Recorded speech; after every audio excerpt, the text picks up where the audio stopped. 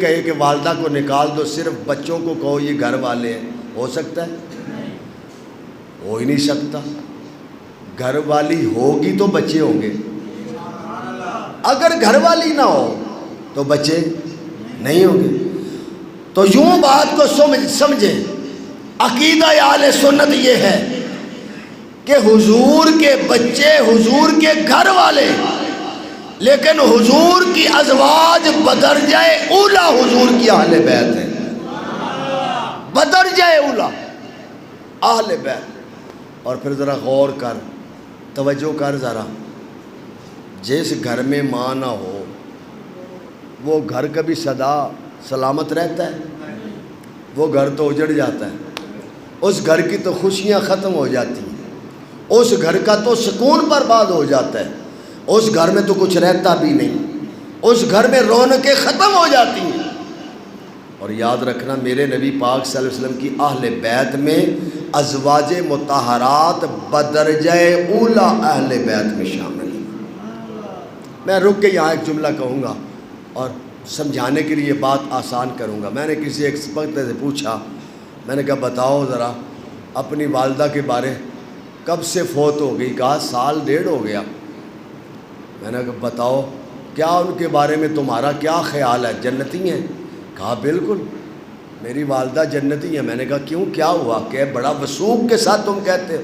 کہا ہاں میری والدہ جنتی۔ میں نے کہا کوئی بات بتاؤ؟ کہا میری والدہ پنجگانہ نماز پڑھنے والی نمازی تھی، میری والدہ قرآن صبح پڑھتی تھی، منزل پڑھتی تھی، سورہ رحمان، سورہ یاسین، سورہ مزمل، درود تاج، پتہ نہیں کیا کیا پڑھتی، صبح وظیفہ کرتی رہتی، بہت پڑھتی، پڑھائی بڑی کرتی تھی، غریبوں سے بڑی محبت کرتی۔ میں نے کہا اچھا، میں نے کہا تمہاری ماں جنتی ہے تو حضرت اماں عائشہ صدیقہ کے بارے تمہارا کیا خیال ہے؟ توجہ چاہوں گا ذرا یار، جس زوجائے رسول کو خود رسول خدا کہے یہ محبوبہ محبوب کائنات ہے۔ میرے آقا نے فرمایا ساری ازواج بڑی اعلیٰ بڑی شان والی، کیونکہ میرے رب نے مجھے حکم فرمایا، میں نے ان سے نکاح کیا۔ یاد رکھیں حضور نے اپنی مرضی سے کسی بھی خاتون سے نکاح نہیں کیا، کسی بھی خاتون سے حضور نے اپنی مرضی سے نکاح نہیں کیا۔ جس خاتون کے ساتھ اللہ نے حکم فرمایا حضور نے اس سے نکاح فرمایا۔ اب حضور کی ازواج اور پھر ان ازواج میں سے حضرت سیدہ عائشہ کا مقام عائشہ صدیقہ رضی اللہ تعالی عنہ۔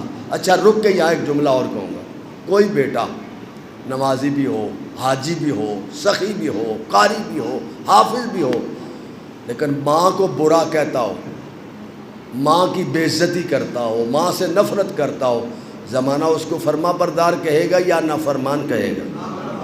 ذرا بلند آواز، سارے نہیں بولے، نافرمان۔ یار جو نبی کی اہل بیت سے پیار کرنے کا اعلان بھی کرے اور حضرت عائشہ صدیقہ کے بارے میں اپنا عقیدہ بھی غلط رکھے، زبان بھی غلط استعمال کرے، اس کے ایمان کو ہم کیا کہیں؟ اس کے ایمان کے بارے میں ہم کیا؟ ہم تو کہیں گے بھائی نہیں بھائی صاحب بتا، بات ختم ہوگی۔ عارف کھڑی رومی ہے کشمیر، آپ فرماتے ہیں ماں منی تے سارا جگ منیا، ماں منی تے سارا جگ منیا، تے پہلا مرشد ماں منی تے سارا جگ منیا، تے پہلا مرشد ماں۔ تے جس ماں پہ وہ ناراض کیتا انہوں کدھرے نہیں ملنی تھا۔ جو ماں باپ کو ناراض کر دے اس کو کہاں کوئی مقام، کوئی جگہ، کوئی مکان، کوئی جگہ اس کو ٹھہرنے کی مل نہیں سکتی۔ اور جو مومنوں کی ماں ہو، تیری ماں اور میری ماں جنتی، اور جو سارے مومنوں کی ماں ہو اس کا مقام کیا ہے؟ اس ماں کا مقام کیا ہے جن کو لقب ملا ہو ام المومنین۔ اللہ۔ اور پھر قربان جائے ذرا توجہ کر، حضرت سیدہ خاتون جنت کی امی کا نام کیا ہے؟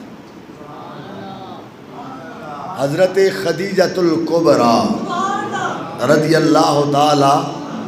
اگر حضرت سیدہ خاتون جنت حضور کی بیٹی ہیں تو حضرت سیدہ خدیجۃ الکبریٰ رضی اللہ تعالی عنہ حضور کی زوجہ نہیں ہے؟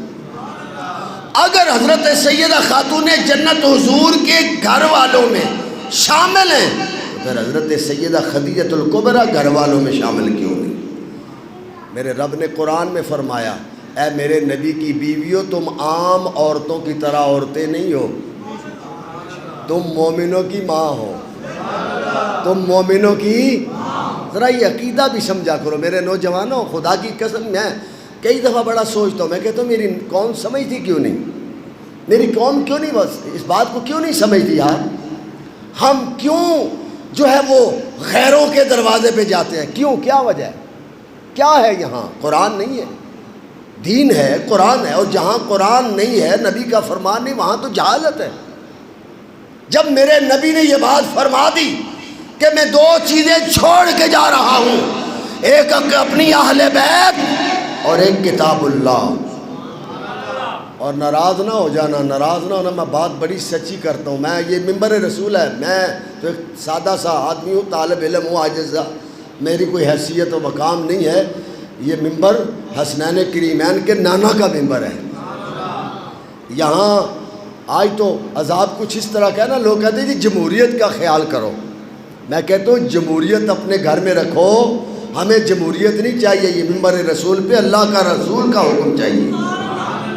حضور نے فرمایا ہے، حضور نے ارشاد فرمایا، حضور صلی اللہ علیہ وآلہ وسلم نے ارشاد فرمایا کہ یاد رکھو دو چیزیں چھوڑ کے جا رہا ہوں، ایک کتاب اللہ اور ایک اہل بیت۔ اہل بیت اور کتاب دونوں سے پیار کرنا۔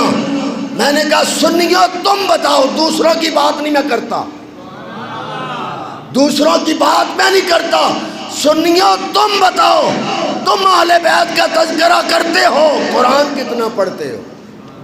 میں سنیو سے پوچھتا ہوں،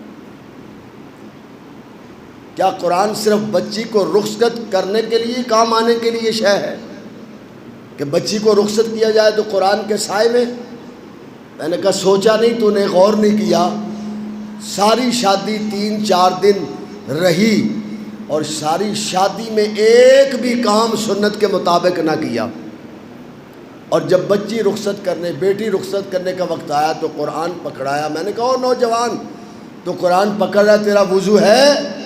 کہنے لگا نہیں وضو نہیں، میں کپڑے سے پکڑوں گا۔ میں نے کہا بھائی سن، جس بچی کو قرآن کے سائے میں تم رخصت کر رہے ہو، کاش اس بیٹی کو تم نے قرآن پڑھایا ہوتا، کاش اس بیٹے کو تم نے قرآن پڑھایا ہوتا۔ آج قرآن سے تعلق جس کا مضبوط ہے، اللہ نے آج اس گئے گزرے دور میں بھی اس کو اپنی رحمتوں سے نواز رکھا۔ میرا مقصد تنقید کرنا نہیں، میں بات سمجھانا چاہتا ہوں قرآن و حدیث کی روشنی میں کہ حضور نے فرمایا میں کتاب اور اہل بیت کو چھوڑ کے جا رہا ہوں، لیکن جو اہل بیت سے تو پیار کرے، کتاب سے نہ کرے، کتاب سے پیار کرے، اہل بیت سے پیار نہ کرے۔ حضور فرماتے ہیں دونوں چیزوں سے پیار کرو، کتاب سے بھی۔ اچھا پھر توجہ سے جملہ نوٹ کر لو، حضور فرماتے ہیں کتاب پڑھنے کے لیے، کتاب پڑھنے کے لیے چھوڑ کے جا رہا ہوں، اور اہل بیت قرآن سمجھنے کے لیے چھوڑ کے جا رہا ہوں۔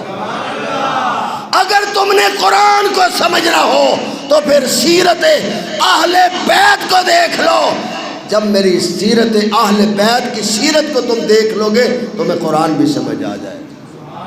قرآن پڑھنے کے لیے، اگر سمجھ میں نہیں نہ آتا تو پھر اہل بیت کی سیرت کو دیکھ لو۔ کربلا کے میدان میں امام علی مقام امام حسین رضی اللہ تعالی عنہ نے دنیا بچائی ہے یا قرآن بچایا ہے؟ بولیے بولیے بولیے ذرا۔ قرآن بچایا ہے، اسلام بچایا ہے۔ تو اللہ فرماتا ہے قُلْ لَا أَسْأَلُكُمْ عَلَيْهِ أَجْرًا إِلَّا الْمَوَدَّةَ فِي الْقُرْبَى۔ حضور بتا رہے اپنی امت کو کہ دین کی تبلیغ کرنے کا، اچھائی کرنے کا، کسی مفلوق الحال لوگوں سے، مخلوق سے، بندوں سے، یتیموں سے، مسکینوں سے، ناداروں سے حسن سلوک سے پیش آئے تو اس کا صلہ ان سے نہ مانگے، ان کی جزا اللہ عطا فرماتا ہے۔ اللہ کے لیے کریں، اللہ کے لیے جئیں، اللہ کے لیے نمازیں پڑھیں، اللہ کے لیے قربانیاں کریں، اللہ کے لیے مریں۔ جیتے رہیں تو اللہ کے لیے، مرے تو پھر بھی اللہ کے لیے۔